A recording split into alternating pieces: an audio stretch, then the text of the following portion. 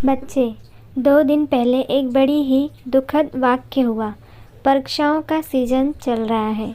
बच्चे को पढ़ाई का पूरा ध्यान हो, इस कारण एक पिता ने ऑफ़िस जाने से पहले अपनी दोनों बेटियों से कहा, बेटा, अब तुम्हारे एग्ज़ाम होने वाले हैं।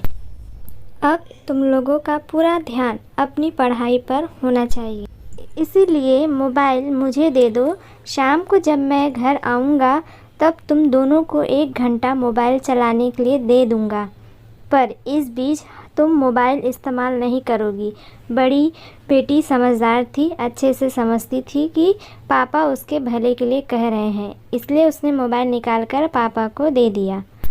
लेकिन छोटी बेटी को महज 13 साल की थी, वो अपने पापा से बहस करने लगी। पापा, मैं मोबाइल नहीं दूंगी, मुझे मोबाइल से पढ़ाई करनी होती है। आपको पता है ना, यूट्यूब पर कितने सारे वीडियो होते हैं जो पढ़ाई से रिलेटेड होते हैं, मैं उससे पढ़ूंगी। बेटा, किताबें हैं ना, उससे पढ़ो। किताबों से अच्छा ज्ञान का भंडार कोई नहीं होता। पापा ने भी तर्क दिया। पापा, आप तो हमेशा अपने ज़माने की बातें करने लग जाते हो। दीदी को तो पर्सनल मोबाइल दिला रखा है, मेरे पास तो ये पुराना सा मोबाइल है, वो भी आप लेने में लगे रहते हो। मैं नहीं दूंगी तो नहीं दूंगी, बेटी ने अपनी आवाज़ ऊंची करते हुए कहा। बस करो, अपने पापा से ज़बान लड़ा रही हो। ये मेरा मोबाइल है, चुपचाप इधर रखो। ऐसी कौन सी पढ़ाई हो रही है मोबाइल से? स्कूल वाले सब कुछ तो लिखवाते हैं कॉपी में, फिर मोबाइल क्यों चाहिए? माँ ने बेटी को डांटते हुए कहा। दे देना मोबाइल।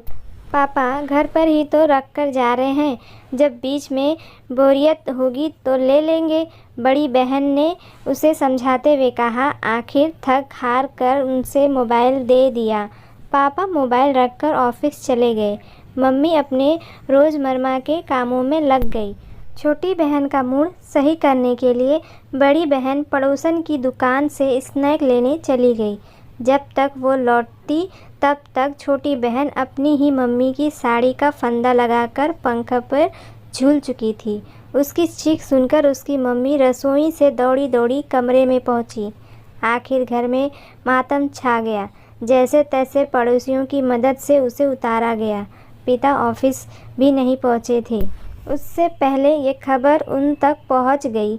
अपनी बेटी के शव को देखकर माता पिता के आंसू रुक नहीं रहे थे। कलेजा मुंह को आ रहा था और बार बार एक ही सवाल मुंह पर आ रहा था कि क्या हम अपने बच्चों को कुछ भी नहीं कह सकते? अब हमें अपने ही बच्चों से बोलने के लिए 10 बार सोचना पड़ेगा।